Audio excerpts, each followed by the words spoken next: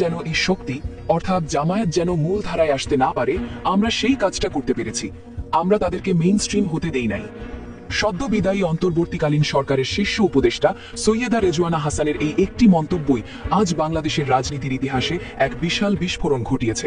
আমরা সেই কাজটা করতে পেরেছি, তাদেরকে আমরা মেইন স্ট্রিম হতে দেই। যে সরকারের একমাত্র দায়িত্ব ছিল নিরপেক্ষ থেকে একটি লেভেল প্লেইং ফিল্ড তৈরি করা, সেই সরকারের একজন প্রভাবশালী সদস্য যখন নিজ মুখে একটি রাজনৈতিক দলকে ধ্বংস করার স্বীকারোক্তি দেন, তখন বুঝতে হবে পর্দার আড়ালে ষড়যন্ত্রের জাল কতটা গভীরে ছড়িয়েছিল।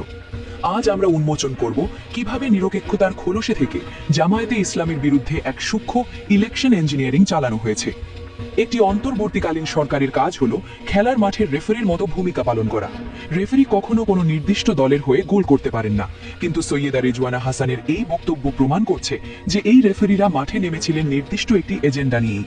তাদের একমাত্র লক্ষ্য ছিল কোটি মানুষের সমর্থনপুষ্ট একটি দলকে রাজনৈতিকভাবে পঙ্গু করে দেওয়া। আধুনিক রাজনীতিতে ইলেকশন ইঞ্জিনিয়ারিং মানে শুধু ব্যালট বাক্স ছিনতাই নয়, এটি হলো রাষ্ট্রযন্ত্র, প্রশাসন এবং মিডিয়াকে ব্যবহার করে একটি দলকে জনগণের সামনে ভিলেন হিসেবে দাঁড় করানো। উপদেষ্টারা জানতেন জামায়াত যদি সমান সুযোগ পায় তবে তারা ভোটের মাঠে এক বিশাল শক্তিতে পরিণত হবে, আর সেই ভয় থেকেই শুরু হয়েছিল এই তথাকথিত বুদ্ধিবৃত্তিক কারচুপি।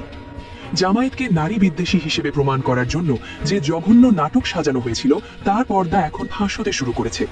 আপনারা হয়তো লক্ষ্য করেছেন অন্তর্বর্তী সরকারের আমলে জামায়াতের অফিসিয়াল এক্স বা টুইটার অ্যাকাউন্ট হ্যাক করা হয়েছিল। চাঞ্চল্যকর তথ্য হলো এই হ্যাকিং এর পেছনে কোনো সাধারণ হ্যাকার ছিল না, বরং সরকারের ভেতরে থাকা একজন বেতনভুক্ত কর্মচারী সরাসরি এর সাথে যুক্ত ছিলেন।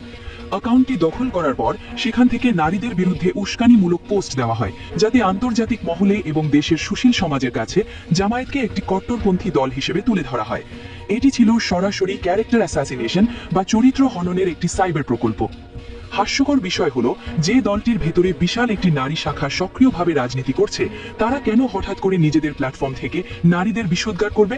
মূলত নারী ভোটারদের কাছ থেকে জামায়াতকে বিচ্ছিন্ন করতেই এই নোংরা কৌশল ব্যবহার করা হয়েছিল। অথচ আজ বাস্তবতার দিকে তাকিয়ে দেখুন, সৈয়দা রেজওয়ানা হাসানদের পছন্দের সরকার আজ ক্ষমতায়, কিন্তু দেশের নারীরা কি নিরাপদ? নতুন সরকার আসার পর থেকে নারীদের প্রতি নিষ্ঠুরতা আর শিশু নির্যাতনের হার জ্যামিতিক হারে বাড়ছে। প্রতিদিন খবরের কাগজে নারীদের লাঞ্ছিত হওয়ার খবর ছাপা হচ্ছে, অথচ সেই সময়কার উচ্চকণ্ঠ উপদেষ্টারা আজ রহস্যজনকভাবে চুপ। তাদের আসল উদ্দেশ্য কি তবে নারীর অধিকার ছিল, নাকি কেবল একটি রাজনৈতিক দলকে ক্ষমতা থেকে দূরে রাখা? 2024 সালের জুলাই অগস্ট মাসে এদেশের ছাত্র জনতা কেন জীবন দিয়েছিল? তারা কি চেয়েছিল যে নিরপেক্ষতার নাম করে উপদেষ্টারা একটি নির্দিষ্ট দলের বিরুদ্ধে ষড়যন্ত্র করবে?